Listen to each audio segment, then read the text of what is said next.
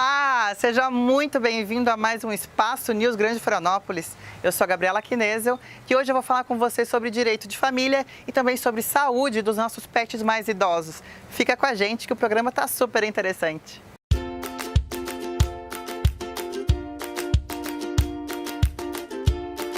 E para começar mais esse Espaço News Grande Florianópolis, a gente está aqui com a doutora Luessa Santos e o tema hoje é direito de família. Seja bem-vinda, doutora. Obrigada, Gabriela, pelo convite. É uma honra estar aqui. Espero que seja bem produtivo o nosso bate-papo. Com certeza será. Olha, eu queria começar perguntando para a doutora casamento. As pessoas não se programam para casar, é isso? Exatamente. Eu sempre costumo dizer que o advogado só é procurado na hora do divórcio.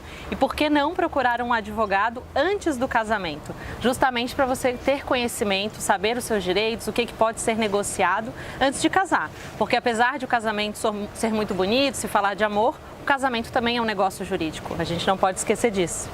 É que ninguém pensa em casar e pensando em separar. Exatamente.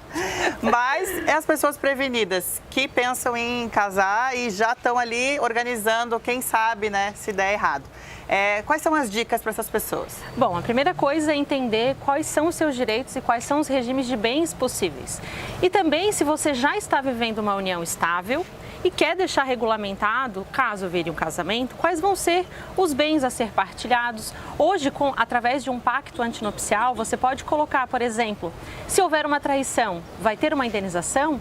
Qual o motivo dessa traição? Através de um beijo, através de uma conjunção carnal? Você pode sim colocar uma cláusula disso. Você pode definir, por exemplo, que se vocês tiverem filhos, se houver o divórcio, como vai ser a guarda desses filhos? Se vai ser compartilhada, unilateral, pensão alimentícia, enfim.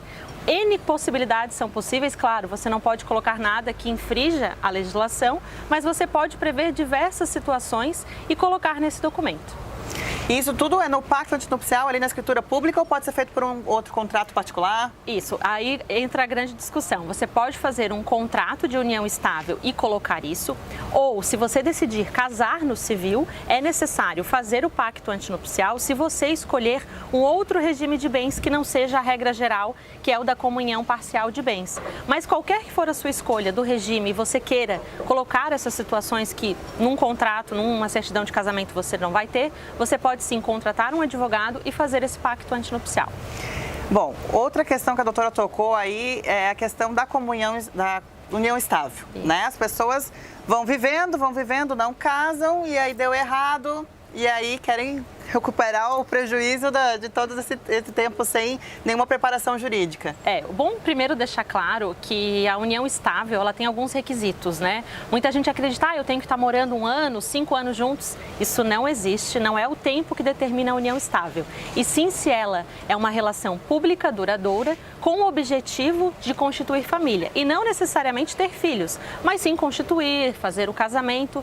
Então, primeiro é deixar claro isso. Até por isso, a gente estava comentando antes, muito se fala hoje em contrato de namoro, justamente para deixar claro que eu estou namorando e não estou configurando uma união estável. Mas, se você configurar, né, conseguir comprovar que apesar de ter um contrato de namoro, já vivia numa união estável, é possível sim ter o reconhecimento disso através de uma ação judicial. Tá, então não é porque eu estou morando junto que eu estou numa união estável. Exatamente, não é isso. Você pode estar morando junto, pode não querer constituir uma família.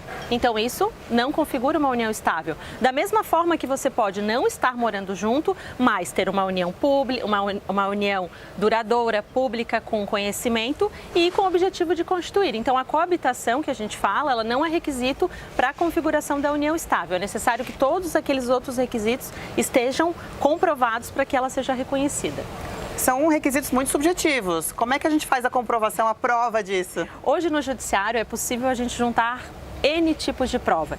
E-mail, WhatsApp, foto, Instagram, rede social, declarações de conhecidos afirmando que vocês viviam numa união estável, fotos, contas conjuntas, enfim. São N as possibilidades e por isso a preocupação de quem não quer futuramente ter uma união estável reconhecida, que faça um contrato de namoro anterior, mas para isso precisa contratar um advogado justamente para dar os indicativos do que é necessário ter nesse documento. Doutora, e se eu não fiz o contrato de união estável, estou convivendo com uma pessoa há um certo tempo e agora a gente vai separar, mas eu não queria que fosse o regime legal. Tem como mudar? Vocês fazerem a escolha retroativa? Sim, na verdade, o que acontece? A partir do momento que você vai fazer a dissolução da união estável e ela for de comum acordo, vocês podem definir as regras. Esse apartamento fica com você, o carro fica com o fulano, porém, se vocês não entrarem num acordo, vai ser aplicado o regime da comunhão parcial de bens. Não tem como fazer retroativa, então? Não, judicialmente não, só se vocês estiverem de comum acordo. Porque daí, a partir do momento que vocês fizerem, vocês vão definir como que vai ser a divisão dos bens, do patrimônio. E, claro, se tiver filhos menores, é necessário ingressar judicialmente para ter a homologação judicial desse acordo. Tá. E agora, eu vivi um tempo na união estável e agora eu vou casar.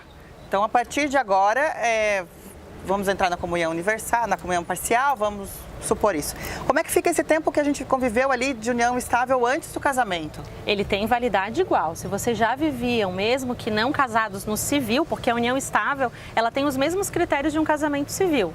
Então, se vocês não tinham escolhido, por exemplo, um regime de bens naquele período e agora, no casamento, desejam fazer uma escolha, isso é possível.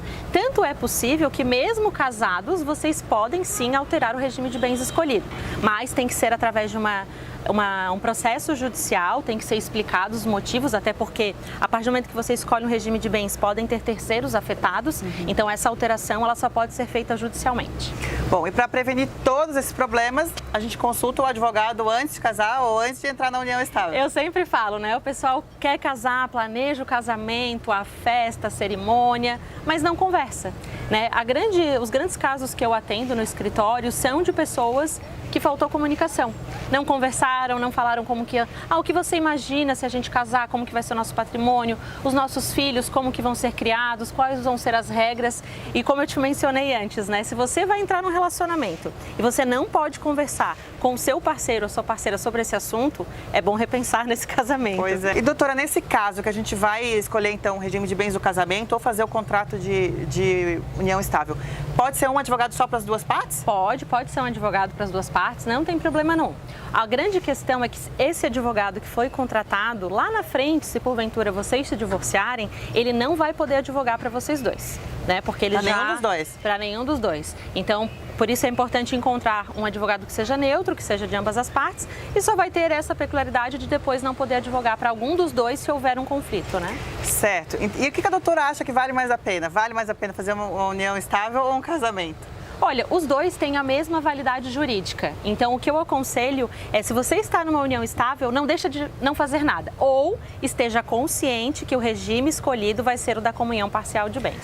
Mas, doutora, essa parte também do regime de bens influencia não só no caso de divórcio, mas também no caso de sucessão pós-morte, né? No caso de falecimento. Sim, com certeza. E é bem importante deixar isso claro, porque muita gente acredita que ao escolher, por exemplo, o regime da separação total de bens, o viúvo ou a viúva não terá direito à herança, e ele terá. Isso é uma grande discussão na jurisprudência, porque existe uma grande diferença, o que é meação e o que é herança. Meação é aquilo que você vai dividir em decorrência do casamento. A herança é a partir do momento que você falece. Então, por exemplo, se eu sou casada na comunhão parcial, nós temos 2 carros e eu vir a falecer. O meu esposo vai ter direito a 50% desses veículos em decorrência da meação, ou seja, do casamento, e 50% ele vai dividir, se nós tivermos filhos, em decorrência da herança. Então, é bem importante, por isso, consultar alguém para que você entenda não só a questão da partilha, mas se esquece muito de falar da sucessão familiar, né? E a união estável também tem problemas depois para comprovar, né? Depois que a pessoa falece é mais difícil você comprovar a questão de INSS. Exato, é mais burocrático, você vai ter que entrar com uma ação judicial, vai gastar mais dinheiro, vai levar mais tempo e enquanto não consegue comprovar, não existe uma sentença declaratória, você não consegue receber esse benefício. Então, por isso que é importante deixar tudo regulamentado, justamente porque ninguém casa pensando em se separar e ninguém quer ter um problema futuro. E eu sempre digo, procurar um advogado antes evita uma dor de cabeça futura. Então tá aí a dica para você que está pensando em construir um relacionamento mais sério, procure o advogado antes. Com certeza. Obrigada por ter vindo, doutora. Eu que agradeço, Gabriela. Volte logo aqui para o nosso programa para falar de outro assunto. Pode deixar. Tá bom? Obrigada. E a gente vai para o intervalo comercial, mas volta já.